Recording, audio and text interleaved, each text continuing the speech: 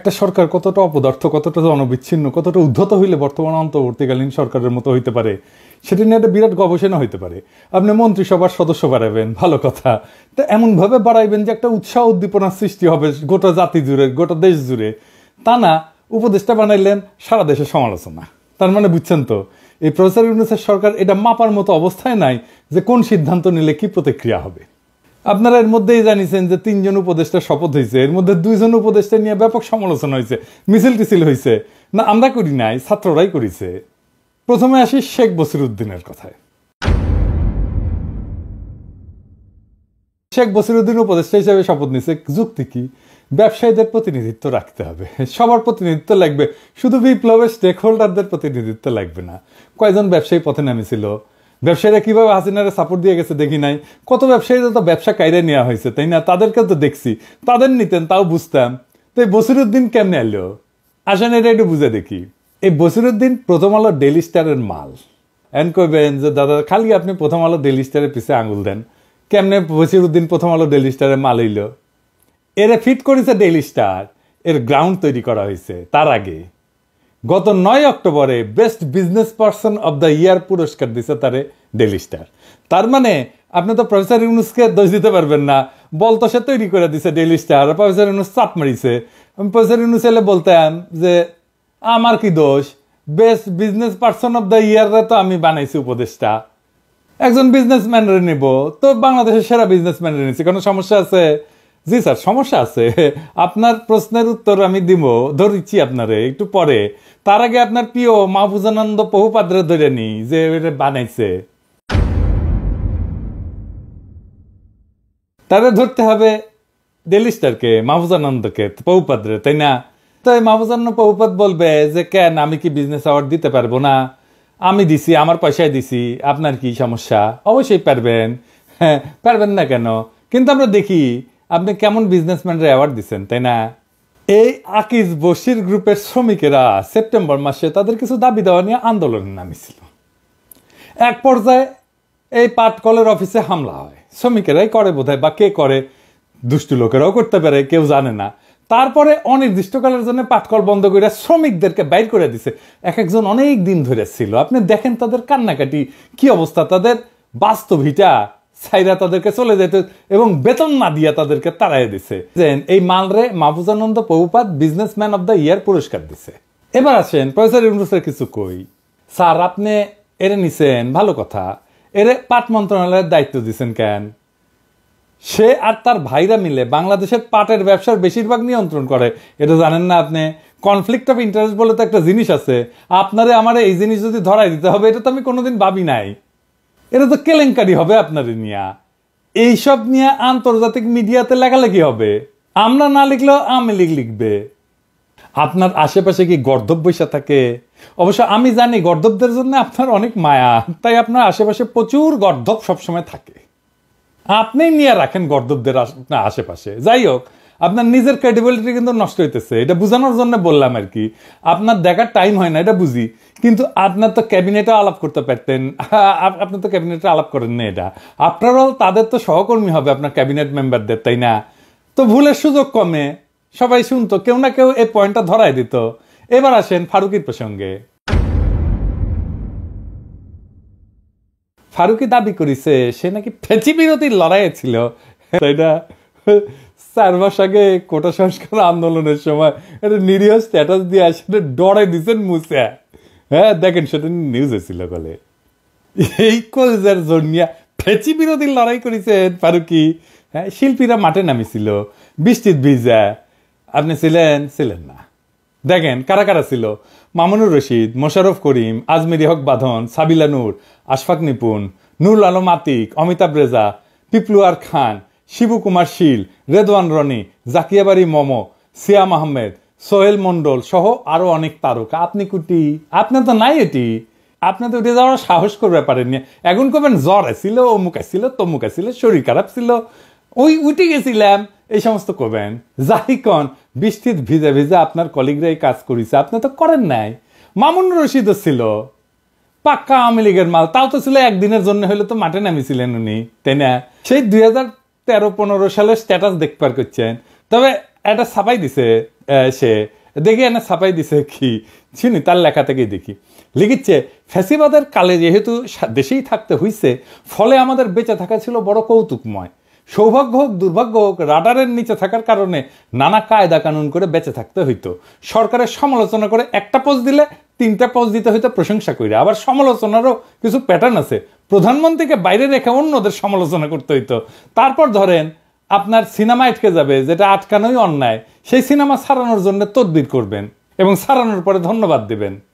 নানাবিধ কৌতুকময় ছিল এই জীবন। ভালো, অনেস্ট কনফেশন, এটা আমি পছন্দ করি। তো আপনি তো এই কাম করেছেন, তাই না? তা এই কাম করেছেন, বিপ্লবী শাস্তে যান কেন? বিপ্লবীদের ইনকা করে লিখতে হয় না, বিপ্লবীরা মাথা দিয়া পাহাড় সরাই দেয়। তারপরে লিখেছেন ওরাও জানে, মানে আওয়ামী লীগ সম্পর্কে করছে, ওরাও জানে ওদের লুটপাট টেন্ডার বাণিজ্য চুরি চামারি ব্যবসা কোনো কিছুর সাথে আমাদের কোনো সম্পর্ক নাই। আপনার কোনো চুরি চামারির সাথে সম্পর্ক নাই, কিন্তু ববিরা প্রশংসা করতে হয় কেন? কেন বলতে হয় ইস্যু অনেকগুলা? ববিরা প্রশংসা করে আরো পোস্ট দিচ্ছেন, কিন্তু আমি দেখাইলাম না কেন, কারণ কি? ববিরা তালাইতে হইতো কেন? আপনার ববির কাছে যাইতে হইতো কেন? সম্পর্ক নাই বললেই হইলো? মাইনে নিলাম যে আপনি ডরে একটা সমালোচনা করে লিখলে 3টা প্রশংসা করে লিখতে হইতো, তাহলে 32 নম্বর নিয়ে কাইন্দা বুক ভাসালেন কেন? কেন রে ঠিকঠাক করে দেওয়ার পক্ষে ওকালতি করলেন? উত্তর আছে ফারুকি। যাই হোক, এবার আসেন ফারুকিরা কেন উপদেষ্টা বানানো হইলে সেটা একটু দেখি। সংস্কৃতি মন্ত্রণালয় তো প্রায়োরিটি মন্ত্রণালয় না, তাই না? মানে এটা না থাকলেই বাকি কিছু যায় আসে না, তাই না? তাও সেখানে পূর্ণ উপদেষ্টা দেওয়ার প্রয়োজন কেন পড়লো? আপনারা আগেই দেখেছেন যে এই যে বসিরউদ্দিন ডেইলি স্টার গ্রুপের তৈরি করা মাল, ফারুকিও তাই। ফারুকি প্রথম আলো কোটায় এসেছে, বাঙ্গুয়ালিদের যে রসুনগুলো আছে না, এটার গোয়া কলে একটাই, বুঝাও। এইটা আমার ক্ষুদ্র ভাতারা বের করছে আসিফ নজরুলের স্ট্যাটাস থেকে।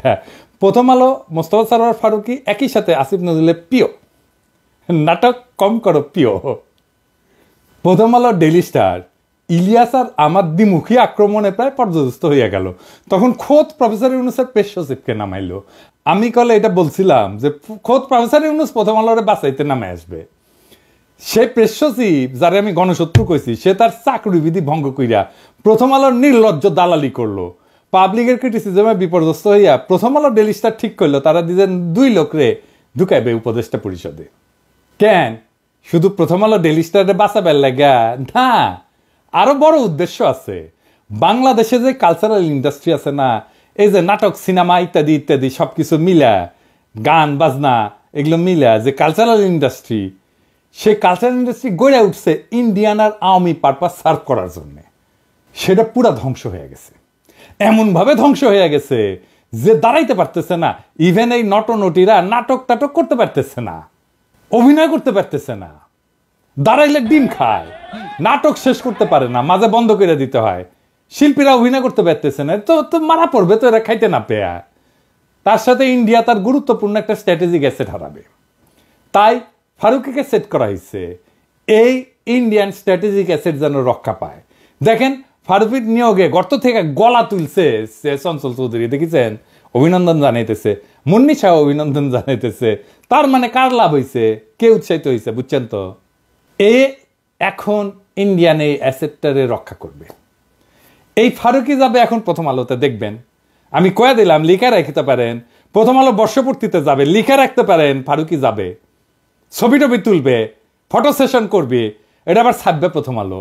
মেরিল প্রথম আলো পুরস্কারে যাবে, বিশাল বিশাল ফিচার ছাপা হবে ফারুকির নিয়ে। গর্ত থেকে বাইর হবে সব ফ্যাসিবাদের দালাল নটনটিরা নতুন কইরা। ওই যে আরেক জামিলকে দিছে না শিল্পকলায়, তো কিছু তো আগাইতে পারে নাই, তাই নতুন মাল আনিছে প্রথম আলো আর আসিফ নজরুল। আর ফারুকির মিশন হইতেছে ভাঙ্গা যাওয়া ইন্ডিয়ান কালচারাল ইন্ডাস্ট্রিকে দাঁড় করানো। এরপরের পিঠে চেয়ে পায় শট করে ঢুকে যাবে আপা। তখন এই বশিরউদ্দিন আর ফারুকি বলবে, আপা আমরা সেই গভীর অমানিসাতেও পিছে পিতার ছবি নিয়ে অফিস করেছি। এডিটর সাহেব এনা দেখেন না, ক্যাঙ্কা কইরা পিছে সরদির বডিগার্ডের ছবি নিয়ে অফিস করিচ্ছে, বিউ গলে করুণ সুর বেজা দেন না। এডিটর সাহেব আমরা বঙ্গভবনের ছবি খুলে ফেলার নাটক দেখবো, ভাববো আহা কত জনগণের কথা শোনা হচ্ছে।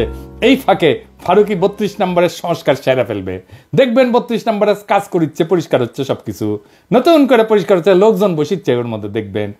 কেন 32 নম্বরের যে ট্রাস্ট ছিল, যে ট্রাস্টের খরচায় চলতো, যে ট্রাস্টের আয় দিয়া চলতো, সেই ট্রাস্টের হিসাবপত্র এইটা কেন অডিট করা হইতেছে না? কে কে দিছে ওইখানে টাকা? হাসিনা যেগুলো থেকে মাল টাল খাইতো না, সেগুলোর সেই মালগুলারে কিছু টাকা দিতে বলতো ওই ট্রাস্টে, এই জাদুঘর ট্রাস্টে। তাই কারা কারা ওইখানে দিছে ওইটা অডিট করতে হবে। তারপরে একদিন কোন এক প্রভাতে বাকশালীদের নতুন পিতা ট্রাম্পুর কাঁধেন চেপে চট করে হাসিনা ঢুকে গেলে ফারুকি ইভাঙ্কার সামনে গিয়া বলবে, আপা তোমার আব্বুরে আমি একটু আব্বু ডাকি। হিন্দুত্ববাদী ইন্ডিয়ান লেসপেন্সার ফারুকি চোখের পলক হইয়া যাবে ওয়েস্টার্ন লেসপেন্সার। এইভাবে ইন্ডিয়ার ওয়েস্টের যৌথ প্রযোজনায় বাঙ্গুল্যান্ডের ইসলাম কোম্পানির মিশন চলতে থাকবে। আবার ফারুকির বাচ্চা কাচ্চাদের টাইম গড়াবে, ফারুকির বাচ্চা কাচ্চারাও বিপদে পইরা কান দিবে, আর আমাদের দরিদ্র জনগোষ্ঠীর পোলা মাইয়ারা আবার রক্ত দিয়া মুক্ত করবে দেশ। রক্ত দেওয়ার হিম্মত না হইলেও আবার দেশের মাথায় গিয়া বসবে বাঙ্গু এলিটেরা। এই চক্কর থেকে আমাদের মুক্তি নাই যদি না বাঙ্গু এলিটদের এই রাজপ্রাসাদগুলোরে জ্বালায় দিতে না পারেন। আপনাদের পোলা মাইয়াদের শিখাইবেন প্রথম রাতেই আনন্দ উৎসবে নামেইটা ক্ষমতার দখল নিতে হবে। শুধু গণভবন না, বঙ্গভবনেরও দখল নিতে হবে। ক্ষমতা বসাইবেন দরিদ্র মানুষরে, নিজেরা বসবেন ক্ষমতায়। যতদিন গরিব মানুষের সরকার প্রতিষ্ঠা না হবে ততদিন আমাদের মুক্তি নাই। সেই দিন আমাদের আসল মুক্তি, কারণ দেশের ভার, পতাকার ভার বইবার শক্তি আছে ওদেরই। তার মানে বুঝেছেন তো, আমাদের বিজয় কলে সম্পূর্ণ হয় নাই।